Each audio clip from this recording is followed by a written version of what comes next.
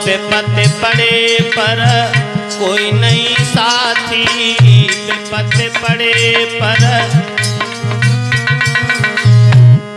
अरे झूठी है नारे नगलिया यशोदा के समरिया, झूठी है नारे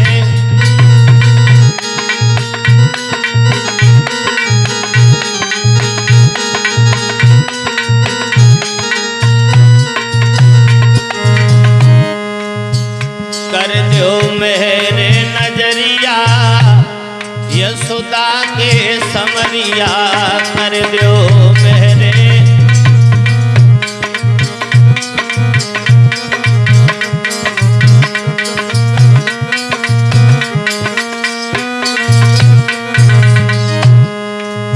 ये दुनिया सब है मतलब की, ये दुनिया सब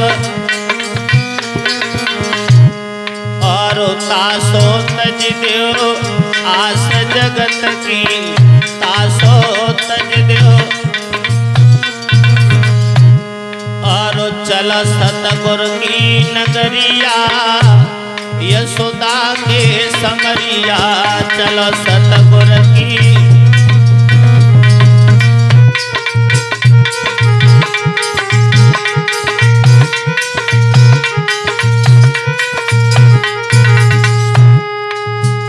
कर दो मेरे नजरिया यशोदा के समरिया, कर दो मेरे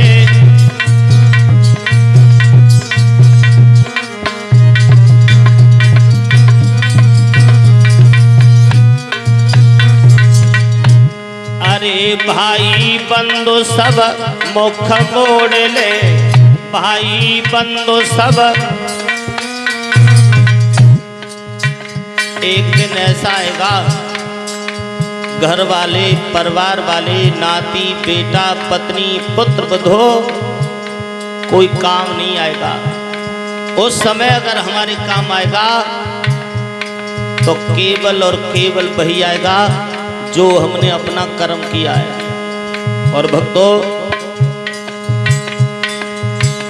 चाहे बेटी हो चाहे बेटा हो, बनाना केवल जवानी का होता है। जिसने अपनी जवानी को बना लिया उसका बुढ़ापा बन जाता है, और जिसने अपनी जवानी को बिगाड़ दिया उसका बुढ़ापा बिगड़ जाता है। बनाना बुढ़ापे का नहीं होता है, बनाना जवानी का होता है। और जवानी के जोश में आकर के आदमी होश खो बैठता है, सोचता है मैं जो भी कर रहा हो वो सही है। लेकिन एहसास कब होता है? जब बुढ़ापा आता है। जवानी का बनाना कैसे होता है? एक महात्मा जी ब्रह्मचारी थे, मस्तक का तेज बहुत सुंदर था, चेहरा चंद्रमा की तरह दमक रहा था। किसी औरत के द्वार पर भिक्षा करने के लिए पहुंचे, आवाज दी है माताम भिक्षाम देही। उस घर से वो स्त्री निकल कर के आई है, लेकिन वो स्त्री कुलक्षणी है, कुलटा है, चरित्रहीन है। महात्मा के रूप को देखा, मोहित हो गई, कहने लगी बाबा आप मेरी इंद्रियों की तृप्ति करो, आप मेरी इच्छा की पूर्ति करो। महात्मा को झटका लगा, सोचने लगे अब क्या होगा। ब्रह्मचारी थे, महात्मा ने जवाब दिया तेरा दिमाग खराब है? अरे मैं ब्रह्मचारी हो, तू हमसे भोग की कामना करती है? ये संभव नहीं है, ये कभी संभव नहीं होगा। वो स्त्री कहने लगी बाबा अगर आपने मेरी बात नहीं मानी तो मैं आपको फंसवा दूंगी। महात्मा विद्वान थे, जान गए ये हमें त्रिया चरित्र दिखा रही है। और आदमी जो बाहर रहता है वो अपना बचने का रास्ता भी देखता है। तो महात्मा बोले ठीक है, हम तेरी इच्छा की पूर्ति जरूर करेंगे, लेकिन हमारी एक शर्त है। क्या? तो महात्मा ने अपनी झोली में से एक बहुत सुंदर फल निकाला, फल, और कहा लो इस फल को संभाल के रखना, आज से ठीक 7 दिन बाद मैं तेरे पास आऊंगा, जैसा फल मैं तुम्हें दे के जा रहा हो, अगर वैसा फल तुमने हमें वापस कर दिया हम तुम्हारी इच्छाओं की पूर्ति जरूर करेंगे। अब औरत ने फल को संभाल के रखा, उसे लालच था, महात्मा चले गए, फल बहुत संभाल के उस स्त्री ने रखा।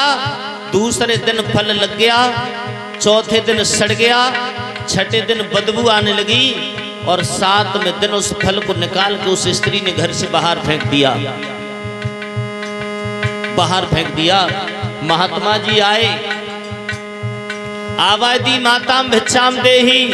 स्त्री दौड़ के आई, बोली बाबा आपने हमसे वायदा किया था आप हमारी इंद्रियों की तृप्ति करोगे। महात्मा बोले मैंने आपको फल दिया था, जैसा फल मैंने दिया उसे वापस कर दो। बोली क्षमा करना बाबा, वो फल मैंने बहुत संभाल के रखा, दूसरे दिन लग गया, चौथे दिन सड़ गया, छठे दिन बदबू आई, 7वें दिन निकाल के फेंक दिया। महात्मा कहने लगे अब भी तू होश में नहीं है, जो फल का हाल 7 दिन के अंदर हुआ है ना, जो सुंदर शरीर तुझे मेरा दिखाई देता है, 7 दिन के अंदर इस शरीर का भी वही हाल होना है। अरे रूप, इस रूप पर, आदमी रूप पर बड़ा लट्टू होता है, रूप बहुत सुंदर है। अरे रूप, इस रूप पर हुई रूप मत भंग, और मूर्ख तेरा रूप भी जाए न तेरे संग। रूप राम ने कहा है, देखा उस स्त्री ने एकदम दंग रह गई, अरे ये मैं क्या, महाराज क्षमा करना, मैं जवानी के नशा में अंधी थी, मुझे ऊंच नीच का कोई ख्याल नहीं था। पैरों पर पड़ी, महात्मा ने उसके जीवन को बदल दिया। तो कुछ संतों की ये आदत होती है कि अगर घर घर जाना भी पड़े प्रचार प्रसार के लिए, तो घर घर जाकर के धर्म का प्रचार करते हैं। और कुछ संत ऐसे होते हैं कि एक जगह बैठ करके सारे विश्व की कामना करते रहते हैं, शुभ कामनाएं देते रहते हैं। तो बनाना केवल जवानी का होता है, बुढ़ापे का बनाना नहीं होता। जवानी आपकी बन जाएगी, आपका बुढ़ापा बन जाएगा। भाई बंधु सब मुख मोड़ ले, भाई बंधु सब घर कुनबा के संग छोड़ दे, घर कुनबा के और मरघट बीच डगरिया, यशोदा के समरिया, मरघट बीच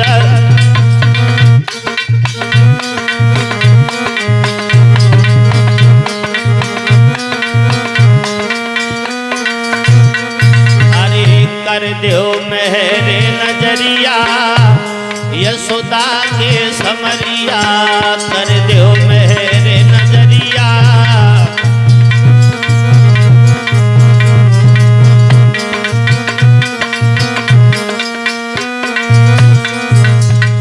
हे प्रभु मदन मोहन गिरधारी, हे प्रभु मदन मोहन,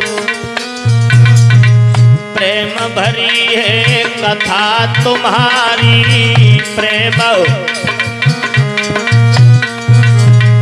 मरघट बीच डगरिया, यशोदा के समरिया, मरघट बीच डगरिया।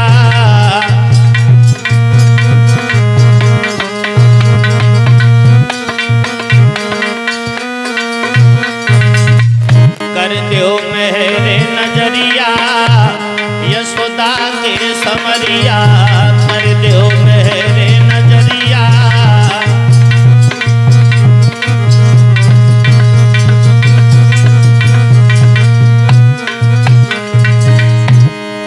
दरस मोह दे जा ओ बंसी मारे, दरस मोह दे जा ओ बंसी मारे, दरस मोह